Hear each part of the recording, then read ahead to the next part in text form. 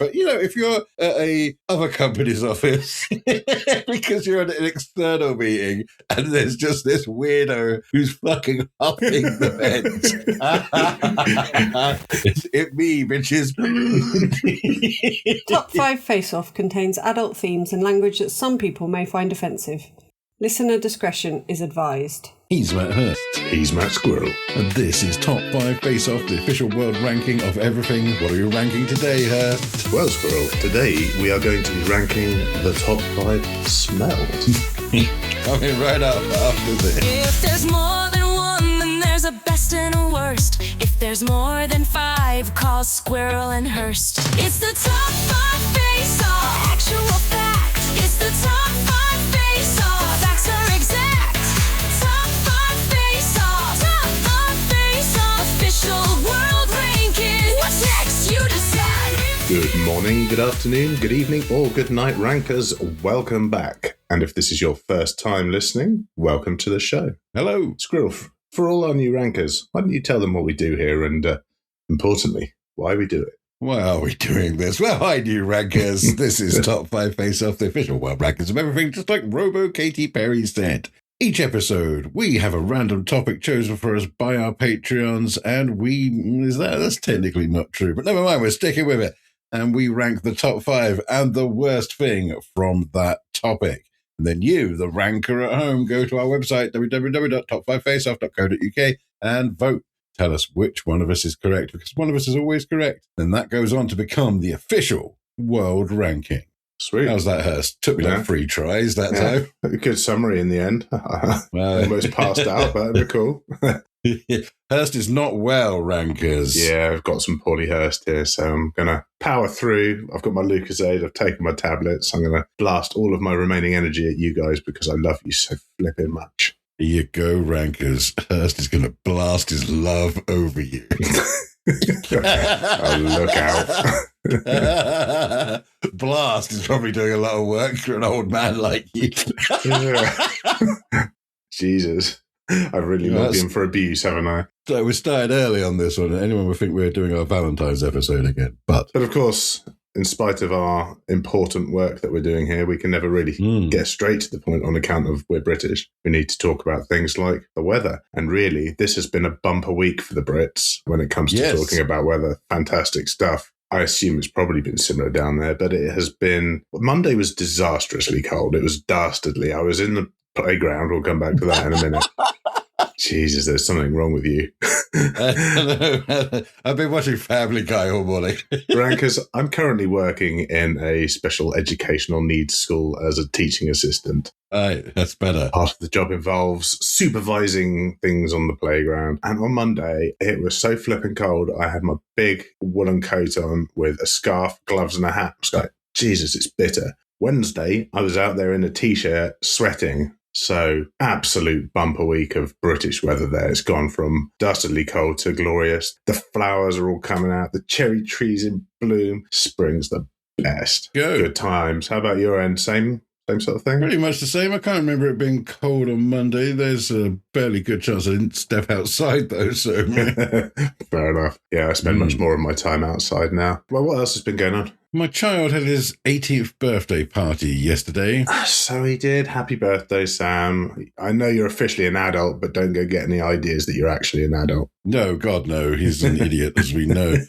But yeah, my house was just swarmed upon by a horde of teenagers. It is bruised, but not broken. It survived the night. We got some interesting things just around. I don't know what happened in my bathroom, but the blinds are like in the wrong place, and I can't understand how that's occurred.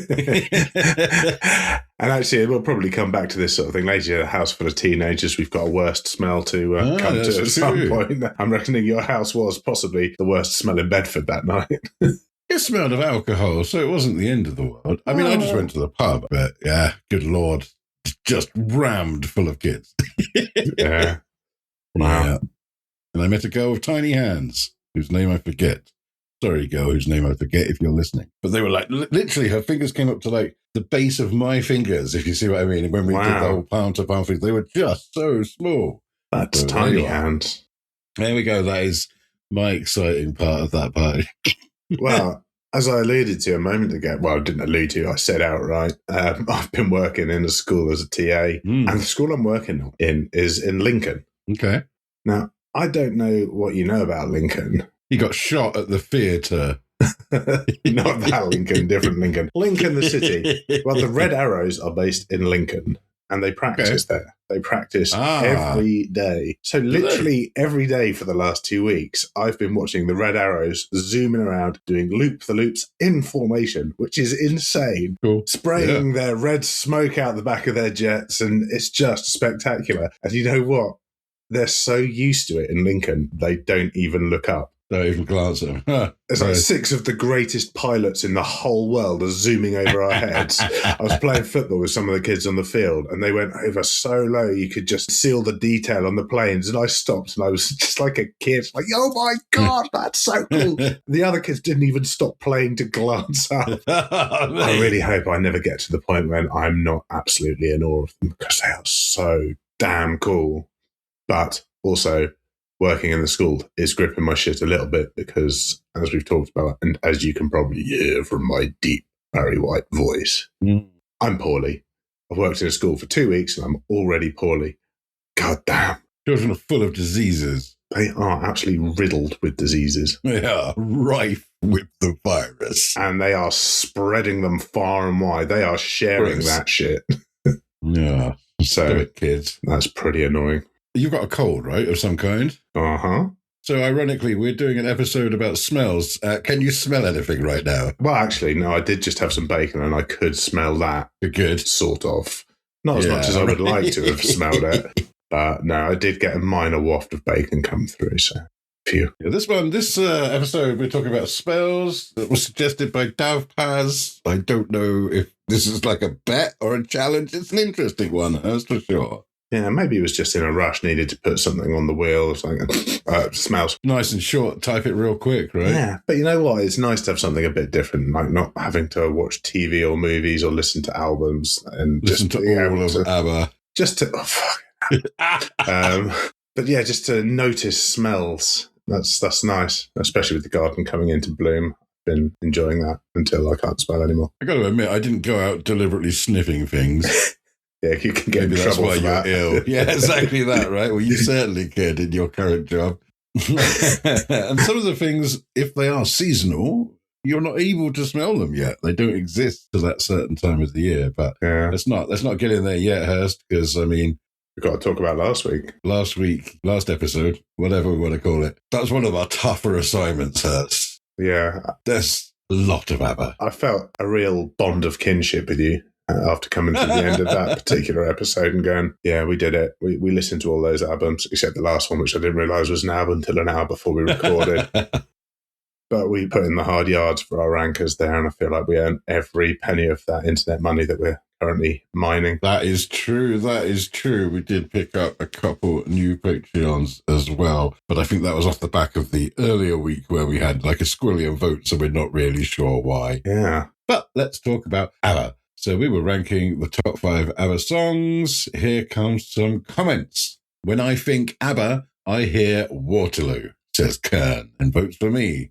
Thank you, Kern. I agree.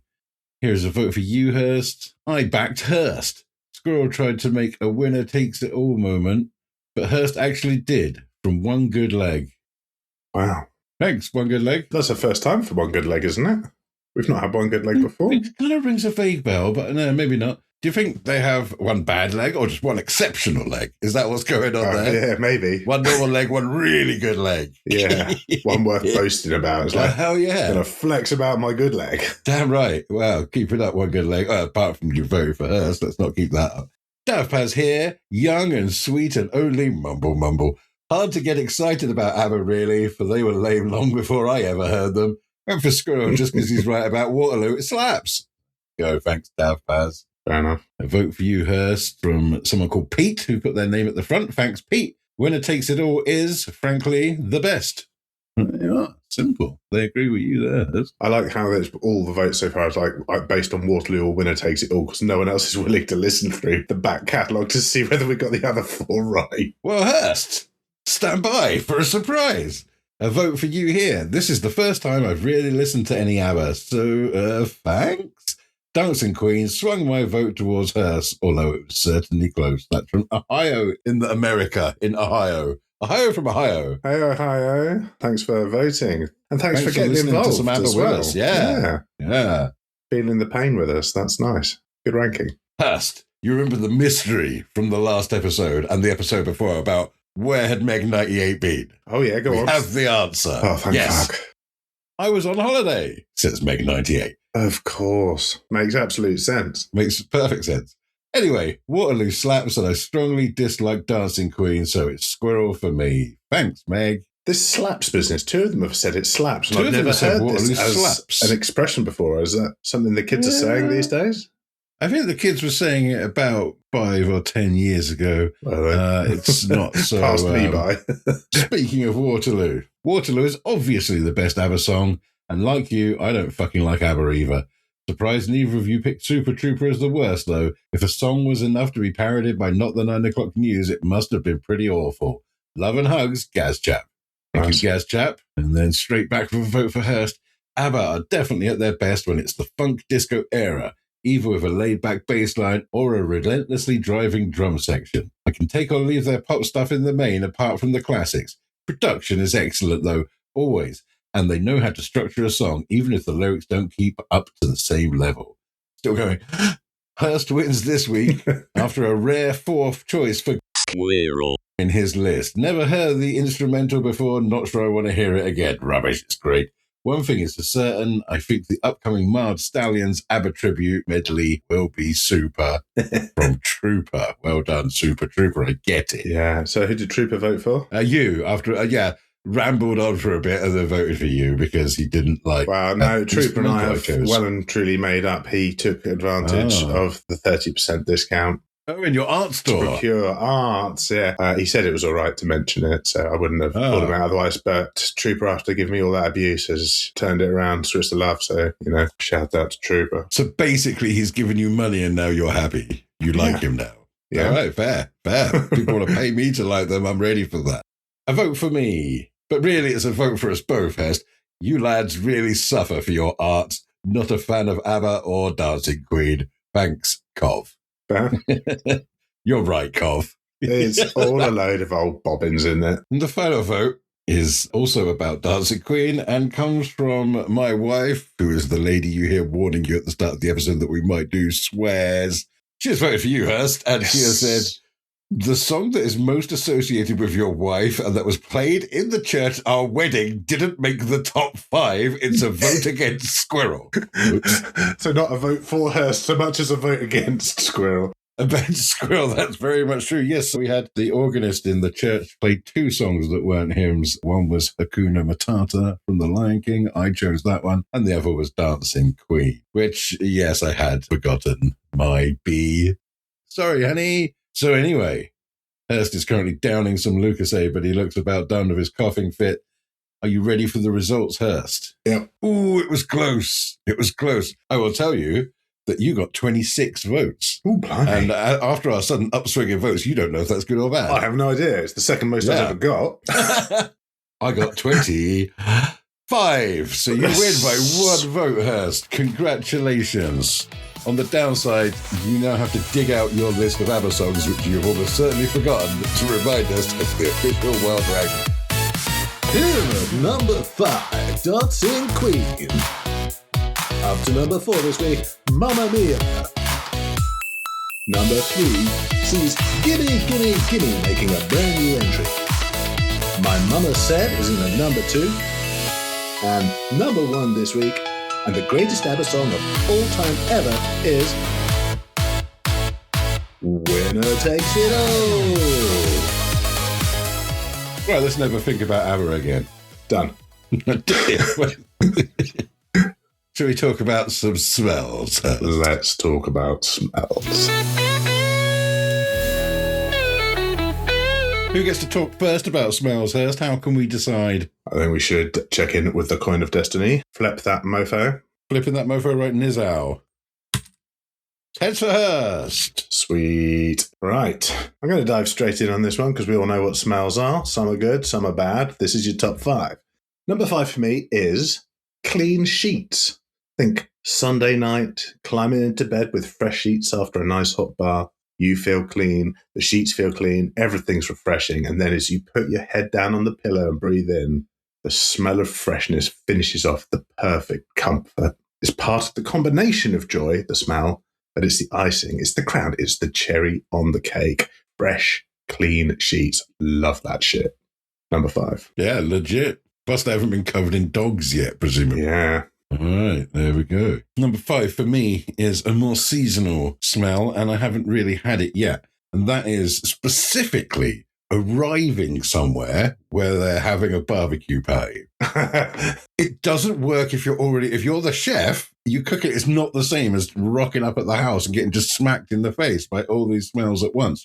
Obviously you're cooking meat, you've got like hot fat, and you've got beer and alcohol, and you've got like a sun cream if it's a really hot day in the summer. And all of that mixed together is just freaking British nostalgia just in your face at the same time. And I love it. It's one of my favorite smells. Mate, it's such a good call because barbecue as a smell is brilliant. But you're absolutely right. There's something about turning up when it's in full flow. If you've set the barbecue, you've been there as the smell's developed and you haven't quite got that hit. But you walk into someone else's barbecue, especially because it means you're not doing the work. It's like when someone brings you a cup of tea. Always tastes better. Yeah, that's such a great shout. That it's not just the smell of barbecue, it's the smell of arriving at a barbecue. Yep. Bravo. Well, fear not. Number 4 is weird as hell. Sweet. Same for me. Well, go on then. Number 4 is petrichor. Have you ever heard that word before? Petrichor? Petrichor? No. Is it to do with petrol? It is not. It is the smell of rain on a hot pavement. It actually has a word. Very nice. It's the pleasant, earthy smell that's produced when rain falls on dry soil or concrete, often described as smelling like wet earth or rocks and fresh air. You know the smell, though, like when it's been absolutely roasting. Yeah, it's got to be hot. Yeah. And then that first few drops of rain hits the concrete. That smell is called petrichor, and it's caused by the release of plant oils, ozone, and a bacterial compound called geosmin or geosmin. I don't know how that's pronounced. Geosmin, but it sounds like she's a singer. Yeah, Jocelyn Stone. Jocelyn. But it's Geosmin, pronounce it how you like, but that's what that's about. But that smell is, again, it's a rarity, not to be mistaken for the smell of ozone, which is another great smell. But when the storms come in and you can smell it, it's got that kind of metallic smell in the air of the electricity. It's the same as the bumper cars, right? That's the same smell because it's the same thing, yeah. So, but for me, petrichor, that rain moment, because it's usually such a relief as well, because it's been so hot and it's gotten muggy and you just want the air to clear. So there's, again, like with the clean sheets, there's more than just the smell, there's the whole experience. But it's, it's good stuff, that. Petrichor, number 4. Yeah, see, now we've both discussed experiences so far, and I'm about to do it again. There's a lot of stuff going on which isn't necessarily to do with the smell itself, right? But maybe that's just how these things work. Brains. Weird. Yeah. Number 4, traction engines. So, bear with me. So no, I think I know the smell you mean. I think carry on.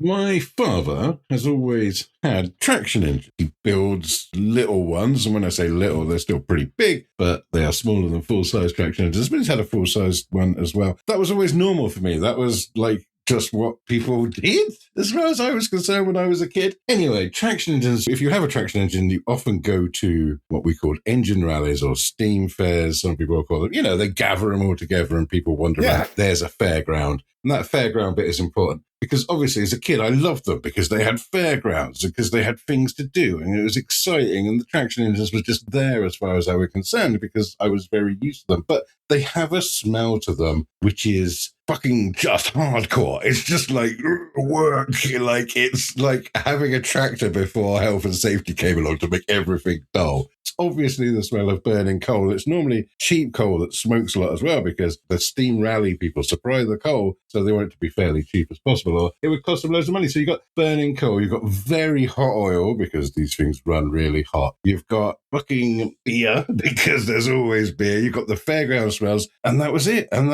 I just love the smell of the things. They just smell angry and powerful and great. Until I met you, I didn't know what a traction engine was. My only experience with it was there was a show called The Day to Day, which was like a fake news, pretend news show with Chris Morris. And that's what, like a traction engine? Yeah. Alan Partridge, when he's doing the World Cup commentary, he goes, Shit! Did you see that? He must have a foot like a traction engine. And I didn't know what it was, but I knew it meant it was powerful. Well, they are. And obviously, as a kid, I like going to these things because they're the fairground. And then as I got older, well, now they have beer tents, the adult fairground. Yeah, that smell of coal burning and like the steam and all of that. Yeah. It's a weird smell. It's not technically a nice smell, but it somehow is. Yeah, I know what you mean. I think I've got at least 2 more things that aren't technically nice smells on my list. Yeah. But they are. You'd never have it in a perfume, although you do come home smelling like it anyway, so there's no need to have it in a perfume. I mean, there is a perfume brand called Diesel, isn't there? So maybe they should think about it. So anyway, that's my number 4, traction engines. You may have never smelt one. Sorry. Fair enough. No, it's good. It's good stuff. My number 3 is wood fires. So this could be campfires, log burners, bonfire night, your dad's bonfire at the bottom of the garden when you're a kid, when he's just burning off like bits of twigs or shit that didn't want it any day. Yeah. You didn't have to take it into your green bin. You just fucking burnt it at the bottom of your garden. Yeah. There's just comfort, nostalgia, and possibly that ancient lizard brain that's like fire is good, fire is helpful for us. It's defensive. We can use it for cooking. You can use it for all sorts. Staring at a fire, you can stare at it for ages, but there's something about the smell of it. Plus also, when you're getting it going, it's unlike the barbecue, part of the smell of getting the kindling going, which then turns into, quite the pungent, smoky smell of getting, the fire properly going. And then once it's all flame, it doesn't give off much of a smell, but it's just the whole process of wood fires is just fucking great. Plus, you can have s'mores on it. You can do those dough twists with jam where it's burnt on the outside and raw on the inside, but somehow you still think it's nice. You convince your brain, no, this is all right. And of course, feeling like an utter manly man whenever you get one going. Make caveman, make the fire. It is one of the most primal feelings of exalted manliness that you can feel is when you get a fire going from nowhere. It's like, I know how to do this. I mean, granted, I have matches for it. I'm not one of those who can... Were you rubbing 2 sticks together at this point? Or? No, I was, in fairness, I don't know how to do that. I've seen it done, like you rub the sticks in a little hole and it makes a little tiny thing and you go in and blow that. I haven't done that shit. Don't need to do that. Don't use flint because I'm not going out hiking on Mount Everest, so... I've got matches. But yeah, the smell of wood fires, that's good stuff. There are so many situations. That was such good times. Yeah, love it. Good shout. All good shouts so far. Very good list. So challenging one for our rankers. Let's see how they do. My number 3 is cooking garlic. There you go. Quite a simple one. This is garlic. Obviously, people know what garlic smells like. Probably lots of you know what garlic smells like. Unless you have no sense of smell. If you have anosmia, this isn't really the episode for you. But maybe you're tuning in because we're describing smells and you can learn about them too. But anyway, garlic smells specifically of something called, here comes some pronunciation, allinase. Allinase. I don't know. A-L-L-I-I. Nase, allinase, whatever. Allinase, I don't know, something like that. It's the conversion of alliin to allicinin, and that is what smells like. And when you damage garlic, that's the smell that's released. And when you eat it or cook it, that is when it gets aerosolized into the air, and then you can smell it, and it smells really goddamn nice. That is basically the gist of it. I have no event-driven memories for this one. I have no nostalgia. It just smells bloody great. Cooking garlic, number 3. Yeah, I mean, you do a lot of cooking, so that would be its own nostalgia for you. Like, it's getting something started. I don't cook much, but whenever I'm cooking anything in a frying pan, I like to start with garlic and onion because it builds that base. It smells like cooking and getting things going. It's going to have a bit of flavour to it. So I know exactly what you mean about garlic. Good one. My number 2 is freshly cut grass. Classic. And I think that's one that pretty much everyone likes the smell of, unless they have hay fever, in which case they probably dread that smell a little bit. But I think there's twofold. There's the changing of the seasons out of winter. That first time you cut the grass after winter, it smells great because spring's here. Winter's done. It's been miserable. And that is the first thing that I think, yeah, that's the smell of spring coming in, is the smell of cut grass. But also then, because you have to do it throughout the rest of it, it's just a reminder every time you do that we're in spring or summer summer or the early part of autumn, I'm having to cut the grass, which is a bit of a suck job, but it's because it's the best seasons, it's the best time of year. And also, cut grass looks awesome. Does. When you live opposite a field or something, so we used to live opposite a field in our last house, and every time the grass had just been cut, aside from the great smell, it just looks brilliant. It looks really inviting. So I think I smell cut grass. That means there's a field that we can go and sit in and have a picnic if we want. Yeah, that's true. It's great stuff. Cut grass was your number 2, correct? That's right. Yeah, what's your number 2? My number 2 is actually toxic, and you shouldn't smell it too much. It's petrol. I fucking love the smell of petrol. I have done since I was a kid, right? But if you kind of stick your nose in the can of petrol that your dad's using for the mower, there's a good chance you black out. So don't do that. Education. Petrol's like properly forbidden for that reason, right? It's a forbidden smell. There's a danger to it. But it just smells really nice. I love it. I know some people absolutely hate it. And I get that because it's a really strong smell. But it's a really strong smell that I really freaking like. Just don't breathe too much of that.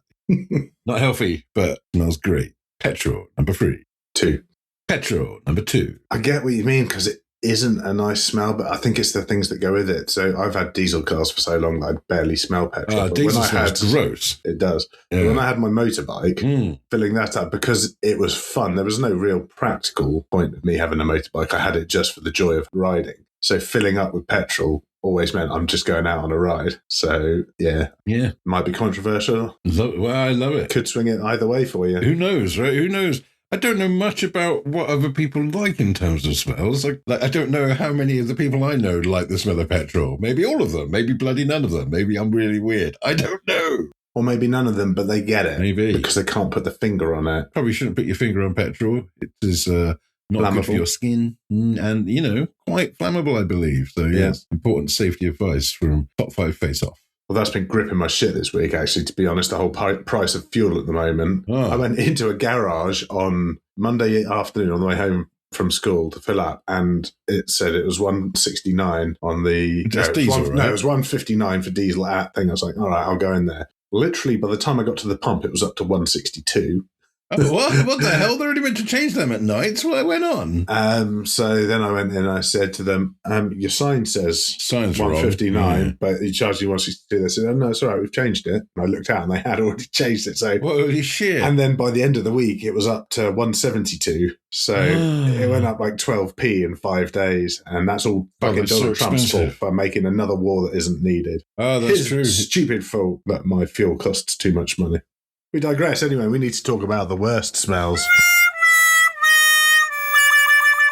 There's a lot of choice for worst, Hurst. There are. I mean, as I mentioned earlier, like a classroom full of teenagers on a warm day is a bad, bad smell. Obviously, going to the tip is one of the worst things, partly because you feel like you're being judged by the people who work there at all points. You are. And you're terrified that you're going to be getting it wrong. And like, can I put this in here? It's like, no, damn it. No, bin 16 or whatever. Yeah. If I worked at the tip, I would absolutely be eagle-eyed on what people were throwing away, and I would make such assumptions about people from what they were putting into my skip bins. Like you're throwing away garden furniture. I'd have a megaphone like, excuse me, you with that perfectly good garden furniture.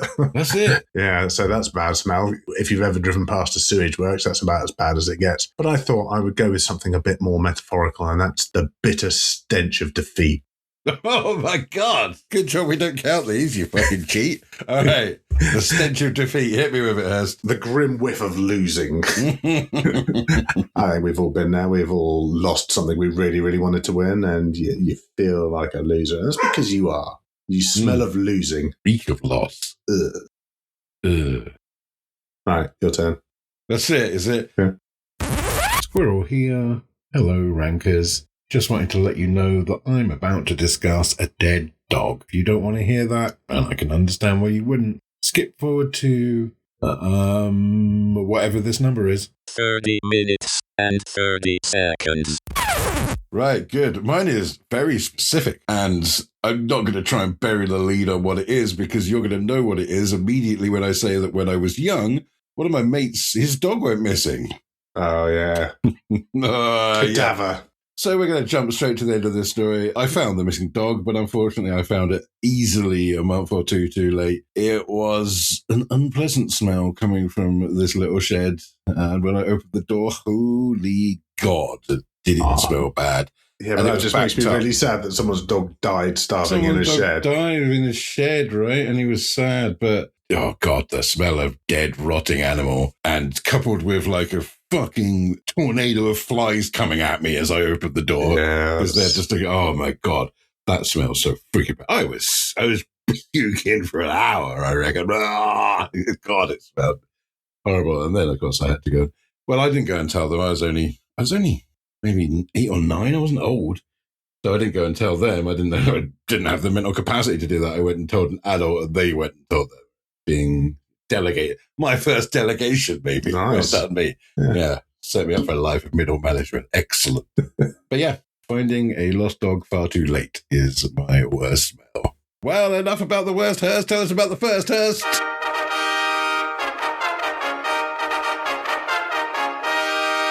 The best smell in the whole world is the smell of fresh bread. Of all the food smells in all the world, bread's the best. And there is actually a little bit of science behind why it's so good. There is. When bread bakes, 2 big reactions kick off. One of them is called the Maillard reaction. Deep roasted nutty smells, which is the same magic that comes up when you're cooking steak or roasting coffee. Not that I'm a coffee man, but I can appreciate the smell of it. That's true. And then the other side of it is the caramelization, which adds the warm, sweet notes. Plus, bread hits multiple lizard brain. This is good for survival signals because it's warm and safe. It's carbs, it's energy, it's fresh. It's not spoiled. And that is why technically and actually fresh bread is the absolute greatest smell. We have a new baker on the same road that my studio's on. He's an artisan baker, but he said bread's actually very reasonable. It's not like London priced bread. Right. It's more expensive than supermarkets, but fuck me dead. It is so good. And I've tried almost everything he does. And to a single loaf, it is all spectacular. Can't remember what it's called, but if you are ever in Retford, get down Bridgegate and go to the artisan baker there because it's worth a detour. It's called Vintage Bakery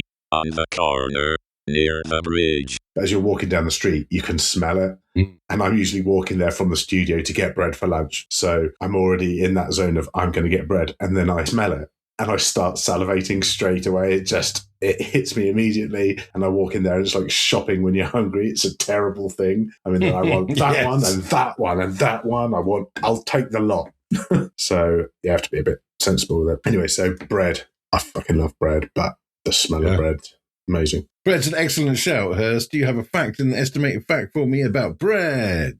I have both of those things. Ooh. Here is a fact about bread. Thanks. Bread is over 14,000 years old. It's older than agriculture. Humans were making flatbreads before farming properly kicked off. Here's another fact about bread. Right.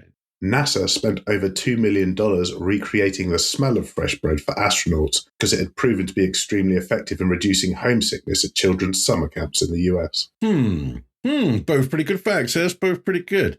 I think I'm siding toward the first one about bread being mad old, because obviously bread is mad old, but I couldn't give you a date, but we know bread is mad old. So yeah, I'm going to go with the first one. Let me know. Am I right? You are absolutely right. Bread is over 14,000 years old. There was a site found. The research was from University College London and University of Copenhagen. I went in and double-checked my stats. Oh, good. They did find a site that was 14,400 years old and had evidence of bread. There you go. I wonder what they made it out of back then, because they weren't like growing wheat, were they? So, yeah. But also in terms of NASA, they'd spend £2 million on getting the right doorstops, because that's what places like that do in America. $2 million is nothing to NASA. I think it is right now. I think that might be how much they've got in total. But yeah.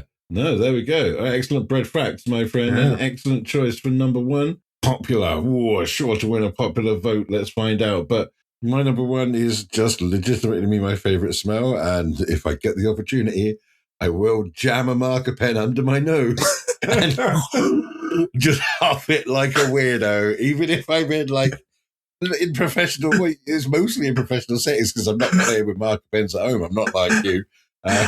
Don't do colouring in. Stay safe, kids. Stay safe, kids. God damn, dry erase board markers or permanent markers just smell incredible. There's a chemical in them, and I will find the name of it in my notes. Here we go. Not me. We probably should have looked at how to pronounce some of these words before we started, right?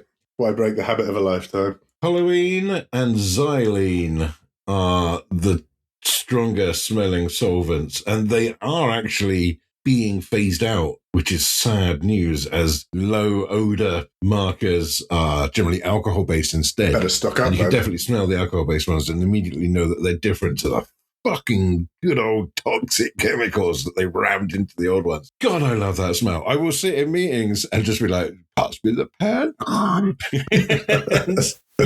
Which is all right if you're with your colleagues, that's cool. They know me. I do weird shit. They're down with that. But, if you're at a other company's office because you're at an external meeting and there's just this weirdo who's fucking huffing the vents and has potentially at the same time a shit mohawk. It's me, bitches. Love them.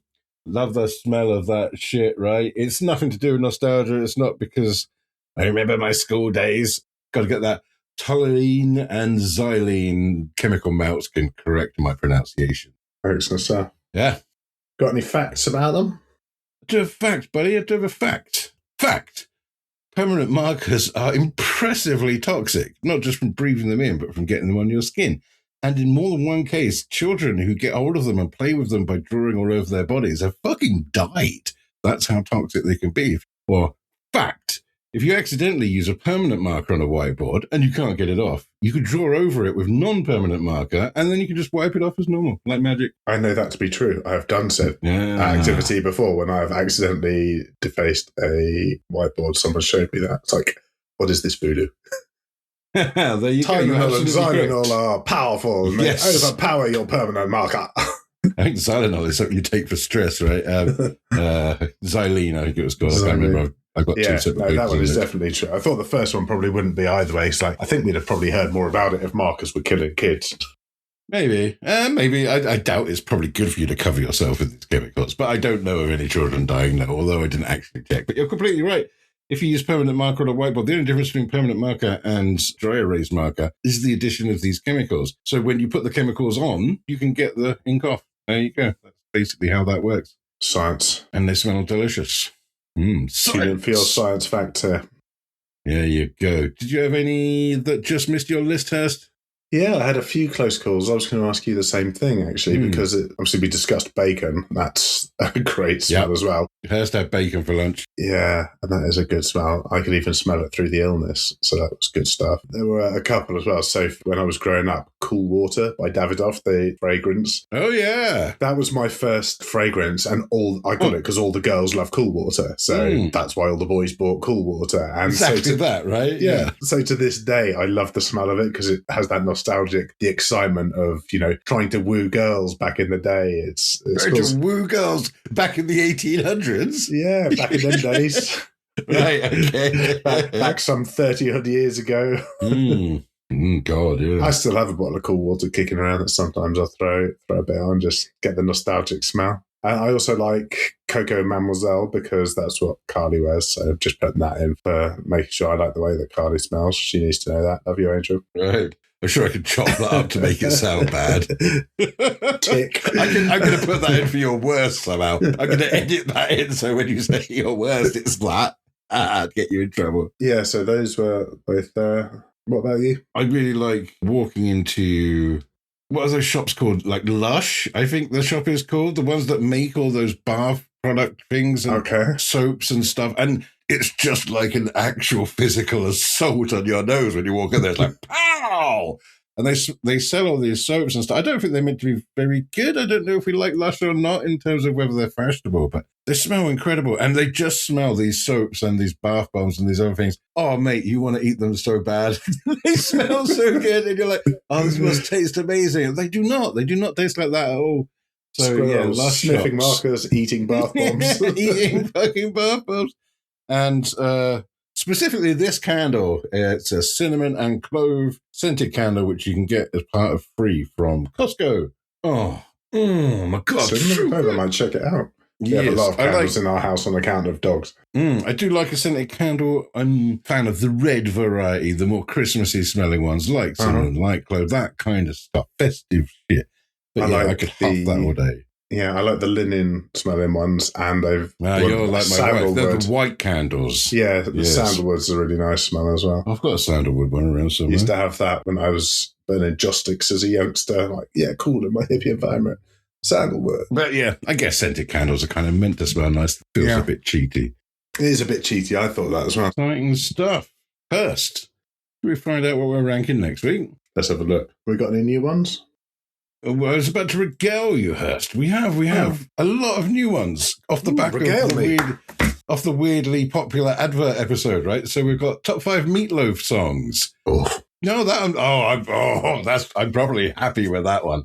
There's a lot of meatloaf, Hurst. There it is. Top 5 conspiracy theories. Oh, now that's interesting. Yes. Top 5 guitar riffs. Ooh. Yeah, now we're into my wheelhouse. Yes. Top 5 songs with more than 5 words in the title. That's from The Vision. That one sounds hard. Crikey, Vish. Right? It's a good job by professionals, but geez. And then finally, top 5 weekends away in the UK, brackets, that aren't London, close brackets. That's from Kern. Why not London, Kern? Jeez, it's one thing on the list. Wow. Wouldn't even include London anyway. Screw you, London. Well, you might not. I like London, so I would have done. But yeah, top 5 weekends away in the UK. Right. Shows the wheel of decisions. Bennett, we're gonna get 80s and 90s cartoons. Well, there is something we know some stuff about. Yeah, a better placed than adult cartoons with them, right, Hurst? So much better placed. I was a lot of cartoons as a kid. Let's have a look who asked for that. I think it was maybe Laura. Oh, no. Rachel the Juggler. Sorry, Rachel. That's her second one. She was kitchen implements. She's doing well out of the wheel. She is doing well out of the wheel. We will rank the top 5 and the worst 80s and 90s cartoon. Again, we're probably not doing anime in there, right? That will be its own separate category if it ever comes up, I think. But, there's so many crackers you used to watch when you were a kid. They're going to, already this is a challenge. We have, don't get confused. You may be thinking, haven't you already done cartoons? Didn't you do that first? No, we did cartoon villains. A lot of them were from the 80s and 90s, but not all of them. I had a couple, certainly more recent ones. Mm-hmm. Looking forward to that. Otherwise, let us back this one into the supermarket car park and call it a day, Hurst. We've spun the wheel, so trying to remind you to like and subscribe and stuff like that. I don't know how it works. Tell your friend. That's very helpful. If you're not a patron already, how much is it going to cost? Because it's not going to be as cheap forever, is it, Squirrell? That's a good point. We need to talk about that. Well done, Hurst. So yes, our Patreon, I spoke to people who are actually good at this shit. And I explained what our Patreon was like. And they were like, £1? Are you insane? So apparently we're being far too cheap, Hurst, like the cheap audio whores we are. That's right. So we're not going to go and put any prices up. That's a dick move, Hurst. So those of you on the £1 patron tier, the official suggestion committee, that is not going to go up. What we are going to do is limit that to 20 people. So there can only ever be 20 people in the £1 tier. Anyone joining after that has to go into the £2 tier, which is exactly the same, but you have to pay £2. Make sense? Good. Pretty simple. Be an OG adopter. Save money, Hurst. Simple as that. Exactly right. Yeah. You can join the £2 tier if you want to, but you don't have to if there's still spaces left in the £1 tier. The official supporter hub, Hurst, which is £5 a month, that's always been limited to 20 people. So we're not just continually reading names out. £5 a month, the official supporter hub gets you everything that you also get in the OG Patreon, the ability to suggest topics. You get special once a month bonus episodes. If we ever do adverts, you're not going to hear them. And you get your name read out in every episode, just like this. Big up to the amazing, lovely goddess Jasmine, the marvelous Gaz Chap, the excellent Kovac, and the wonderful Dav Paz. Love you guys the most. Do love you. I thought you were going to do an Ali G impression then, Hurst. I was very excited to hear that. Innit? Do you get me though, innit? Oh, that's next time. We'll have to. I'm just going to throw random things at you. That's how you're going to have to read them out in the future. Yeah. We were also told that considering the content of our podcast, the name Official Supporter Hub is very dull and we should change it to something more interesting. And you're quite right. We should do that. So the Official Supporter Hub, Hurst, we need a new name for our top tier patrons that makes them feel like they are indeed top tier patrons. We need something that makes them feel special. And we came up with fuck all. So I know we came up with a fraction more than fuck all, but it wasn't enough to warrant a change. And I think we need to throw this one out to the rankers. And there could be a temporary Visa prize maybe for it. yes, indeed. If you give us a name for the official supporter hub, which is our top tier of patronage, and we choose it, you will win 3 months worth of official supporter hub or whatever it is called. Then access for absolutely nothing. And Hurst will say your name in whatever silly voice I choose next time out. So yeah, if you've got an idea, sling it at us. You can put it in a comment when you vote on the website, or you can send us an email, hello@top5faceoff.co.uk. We hang around on Facebook. We hang around on Blue Sky, although I don't look at Blue Sky very often, so don't put it in. And you can put it as a comment on Patreon. You don't have to be paying to do that. And the other cool thing about this is, not only will they get the benefits of being in said club every week when they hear us say, and the members of the blah, blah, blah, blah, blah club, they will know that that was their doing. That's like having your name read out. Like, you sit there going, yeah, I came up with that. It's true. That was always them. I'm part of the show. So yeah, if you like this shit, join our Patreon. We don't mind which tier you join. Come and find us in those various places that I mentioned earlier. Come to our website and vote. That's very important. top5faceoff.co.uk. Or, if you're lazy, tffo.uk. There you go. That's all you have to type. 7 characters. Bang. Time to vote. Wow. I didn't know we had that one. Well done, mate. There you are. It's new, Hurst. It's new. That's why I bring it up. Bravo. I think that is about all we have to say, apart from, I look upon the walls of my recently trashed house by teenagers, Hurst, many beer stains and disasters, and I'm too lazy to clean it. Maybe I just want to cover it up with some arts. Where can I procure some arts, Hurst? Well, all the cool kids are going to www. What's my website? Doghouse Art. All the cool kids are going to www.doghouseart.uk. No. All the cool kids are going to www. Doghouse Art. Can you do it? All the cool kids are going to doghouseart.co.uk and buying pictures. Is the money off still good, Hurst, or is it finished? It is for our rankers. All right, there we go. If you want 30% off, which is absolute marks, just write in the discount code area, all caps, the facts are exact. Excellent Patreon trooper has already taken advantage of it. So we know it works. That's the most surprising part of that for me, Hurst, is that you set it up right. Well, I mean, thanks, Troop. You're a hero. And everyone else, get on it, because I'm still skin. I may be working in schools now, but I'm a TA, so I still have fuck all money. One more thing to remind you, rankers. Hurst did drop a bit of a Harry Potter-shaped gauntlet in the last episode. Do they have gauntlets in Harry Potter's world? I mean, not strictly, because none of them are knights. Maybe some of the ghosts or maybe some of the coats of arms would have gauntlets, but... Anyway, Hurst thinks no one could beat him in a Harry Potter trivia competition. I want to find out if that's true. So we are looking to bring on a guest or two for one of our Patreon specials. If you're good at the Potter, or you know someone who's good at the Potter, please get in touch if you would like to be involved. Got a couple of people I reckon already, Hurst. They're going to form one team. 2 people on one team. Hell yeah. Okay. You're the best. That's no problem for you. And I'm having a chat with the person that runs one of the top-rated Harry Potter podcasts. So, we'll see how this goes. Yeah, it's going to be an interesting one, rankers. So, make sure you don't miss out. I reckon we're about done talking about smells and other things. Let's parallel park it, and I can go and take some meds and pass out. There you go. Please rewind this podcast for the next person to come along, and we will see you in a couple of weeks' time with 80s and 90s cartoons. Sweet. See you later, rankers. See you later. Love you. Top 5 Face Off is presented by Matt Hurst and Matt Squirrell and produced by Powerstorm Awesomefire Incorporated. For more details and to vote for a winner, visit top5faceoff.co.uk. Thanks for listening.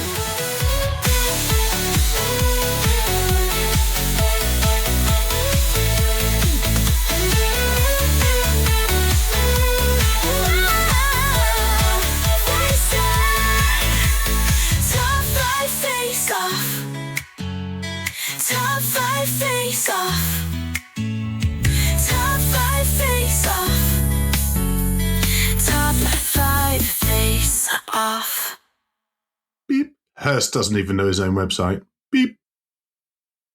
When I hear ABBA, immediately, within 3 fucking words, I mess that up. When I think ABBA, I hear Waterloo. Yeah, man. And I work for a green energy company. Yeah, I work with children with special needs, so screw you. Whatever. If we were to go on a romantic getaway, Hurst, where would you take us? That's that question is asking. All right. Thought you were asking me, and I was going to tell you somewhere really nice. I'd take you to a lush hotel, mate.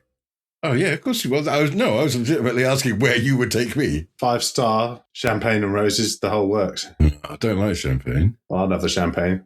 It gives me heartburn. All right, beer and roses. Hell yeah, here we go. I mean, roses, Beer and petrol. Oh, yeah. just a jug of petrol and a jug of beer. Don't mix them up. I'll treat you real nice, mate. Have a row of markers on the table. Get a big jug of beer. Oh, you can just colour yourself in. What is happening? On the downside, you now have to dig out your list of ABBA songs, which you've almost certainly forgotten, to remind us of the official world ranking. That is absolutely true. I have forgotten to do that. I remembered at the start of the show, I thought, well, hopefully you'll win it, and I don't have to try and find it. We have a big... shit, let's do that again. Each episode... Why did I say it like that? God, this is going well. Hurst wants to get off quick, and I can't even fucking do the first bit. Spraying their red flame... So let's try that again. Spraying their red mist out... What is it? Smoke. Fucking smoke. Spraying their red smoke out the back of their jet. Top 5 face off.